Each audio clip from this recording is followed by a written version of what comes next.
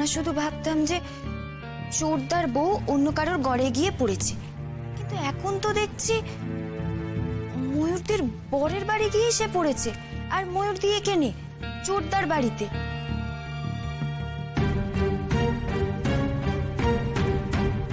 এ তো একেবারে বউ বদলের ঘটনা গো মা। ওই রবীন্দ্রনাথ ঠাকুরের নৌকাডুবি। কি কথা তুই কইছিস দীপা? সে এক উপন্যাস আছে গো মা, আমি পড়েছি। চুপ কর, গপ্প শোনাতে বসেছে। কে কমলা, কে রমেশ, কে নলিনা, তুই একদম চুপ করে থাক। চুপ। এই তুমি তবে ময়ূরী নও, তাই তো? না,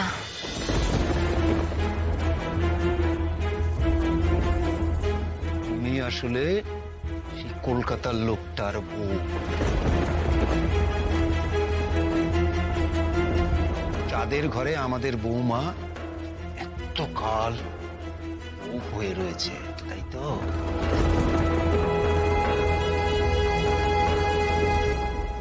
এখানেই তোমাদের ভুল হচ্ছে।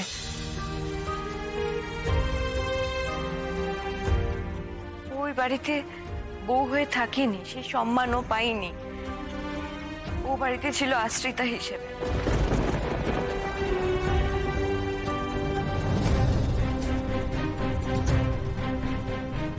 ওই বাড়ির ছেলের সাথে ওর কোনো সম্পর্ক নেই।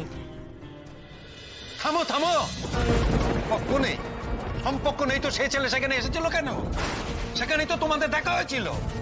সেটা আসলে সেটা আসলে নকলে কি কেন এসব বৃত্তান্ত আমাদের জানার কোনো দরকার নেই।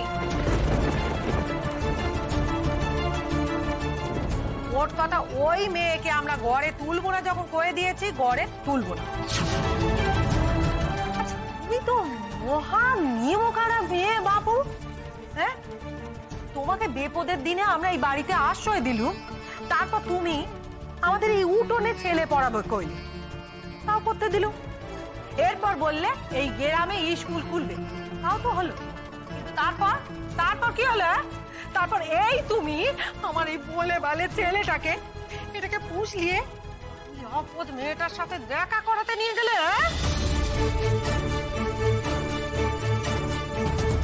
আমার কিন্তু সেদিনই সন্দেহ হয়েছিল, জানো তো? ওই যেদিন তুমি দেরি করে বাড়িতে ফিরলে আর আমার ছেলেও শুনলুম কাজে যায়নি। ওরা আমার খোঁজ পাচ্ছিল না। এখন যদি আমি হঠাৎ ফোন করি তাহলে ওরা না ভয় পেয়ে যেতে পারে, ঘাবড়ে যেতে পারে। তার চেয়ে বরং এই নাম্বার দিয়ে আরেকবার ফোন করো, এই নাম্বার দিয়ে আমি কথা বলি। আমি বলি কি ময়ূরাক্ষী, তুমি ফোনটা করো। দেখো, হয়তো ওনারা তোমার জন্য এখনো প্রতিদিন অপেক্ষা করে থাকে, হয়তো এখনো আশা করে আছে যে তুমি ফিরে আসবে।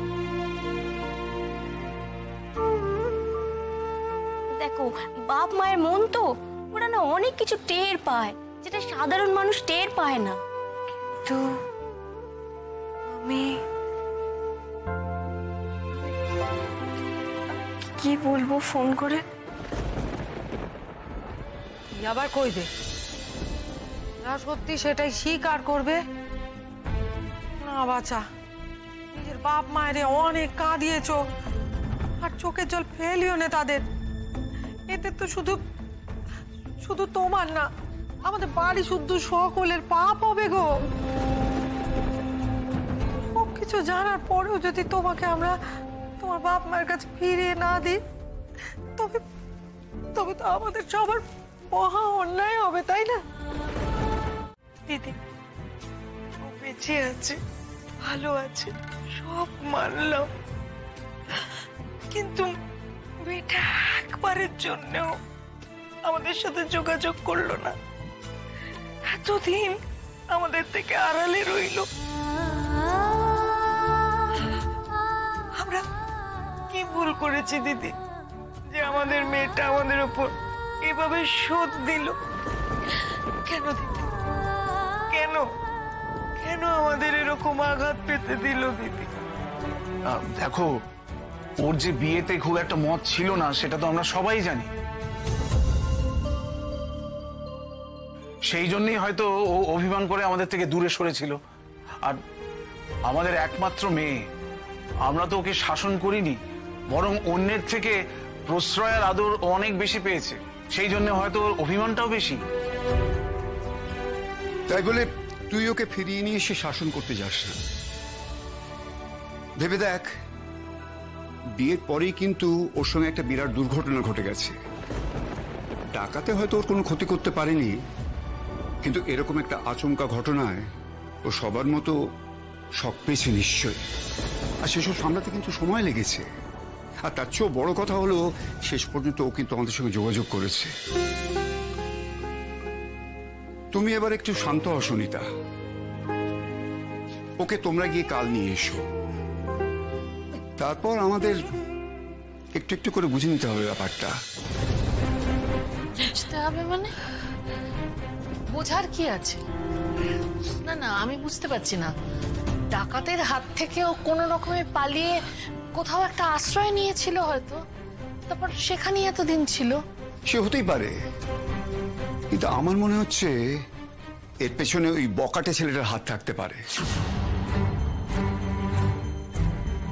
হয়তো ওর ভুল বোঝানোতেই ও আমাদের থেকে লুকিয়ে রেখেছে নিজেকে। তার মানে দাদা, ওই ছেলেটার সঙ্গে এখনো আমার মেয়ের যোগাযোগ আছে বলতে চাও? হ্যাঁ, কিন্তু ওই ছেলেটার তো বিয়ে ঠিক হয়ে গেছে, তবু সে আমার মেয়ের পেছনে পড়ে আছে।